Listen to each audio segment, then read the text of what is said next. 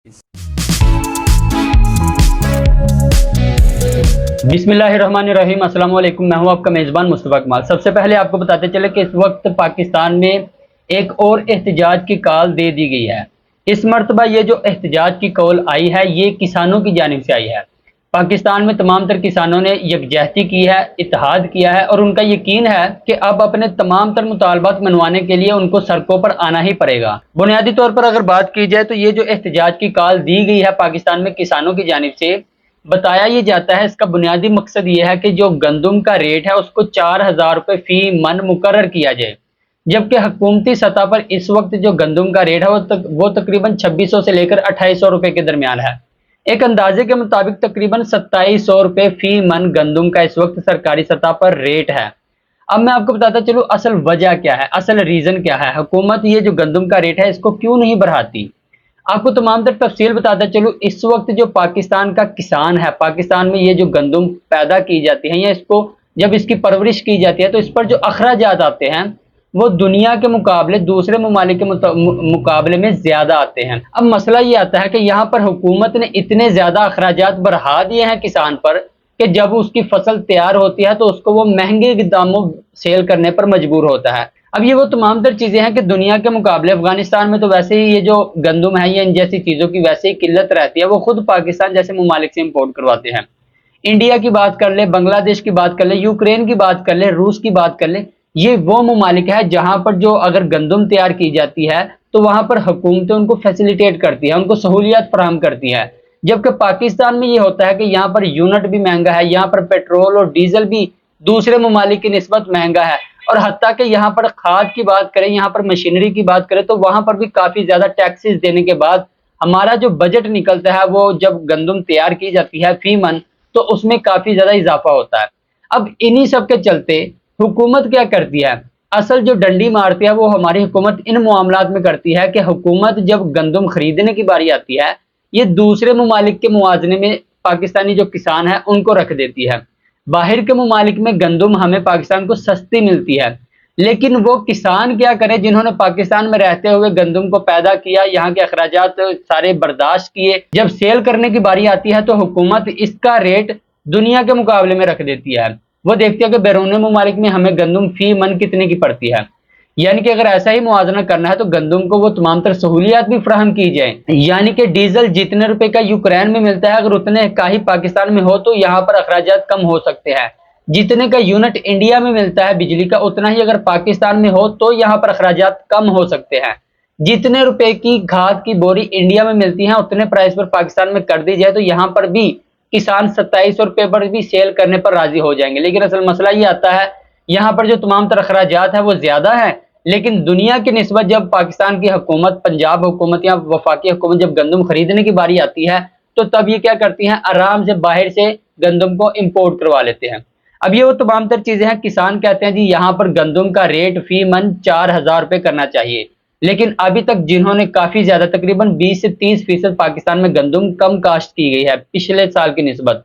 ये भी याद रखें कि गुज़िश्ता बरस भी यहाँ पर यही मसला रहा कि गंदम का रेट फिक्स ना किया गया, गंदम बाहर से इंपोर्ट की गई जिस वजह से किसानों को बहुत ही कम मुनाफा मिला। अब इन्हीं सब के चलते किसानों ने दिल बर्दाश्ता होकर इस मरतबा भी गंदम कम काश्त की, लेकिन जिन्होंने काश्त की है वो अब और ज्यादा परेशान हैं। अब यहाँ पर मैं आपको बताता चलूँ आरिफ मलिक साहब ने एक बहुत ही अच्छा तज्जिया किया है, वो मैं आपको पढ़कर सुना देता हूँ।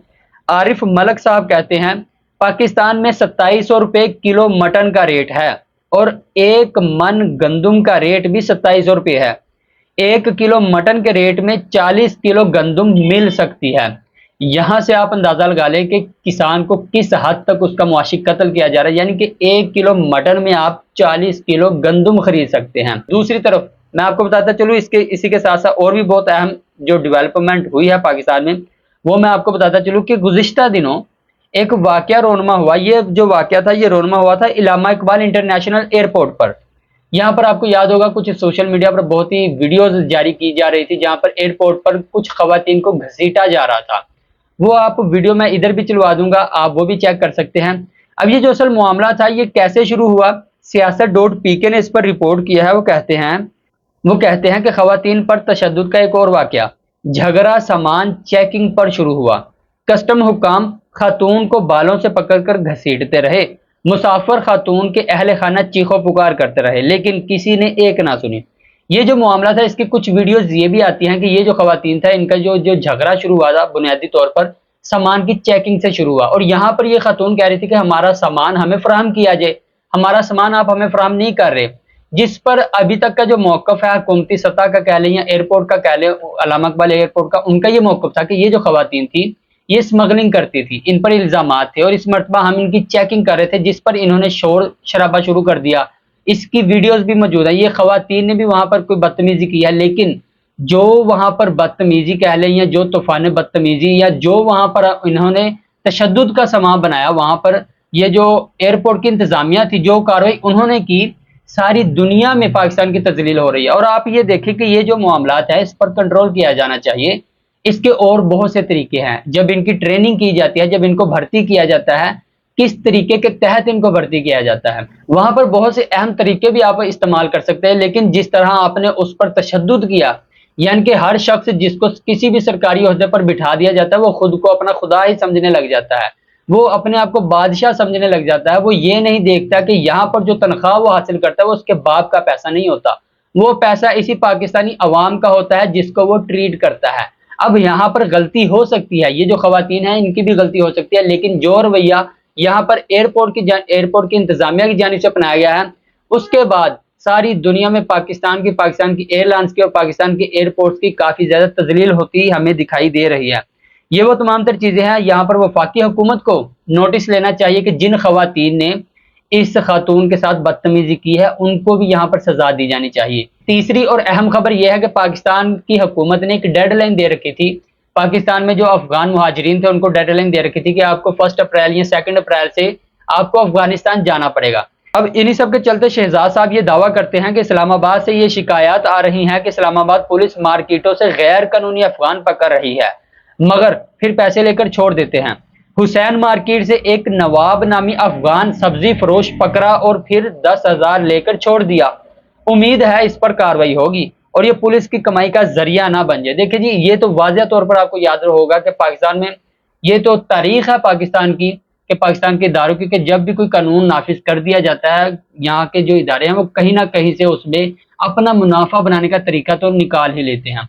लेकिन शहजाद साहब ये दावा करते हैं, तो यहाँ पर हमारी हुकूमत को तहकीकात करवानी चाहिए कि क्या इसमें कितनी हकीकत है। इसी के साथ साथ बहुत ही अहम अपडेट्स है, वो मैं अगले व्लॉग में आपको बताऊंगा। अपने मेज़बान मुस्तफ़ा कमाल को दीजिए इजाज़त। अल्लाह हाफिज़।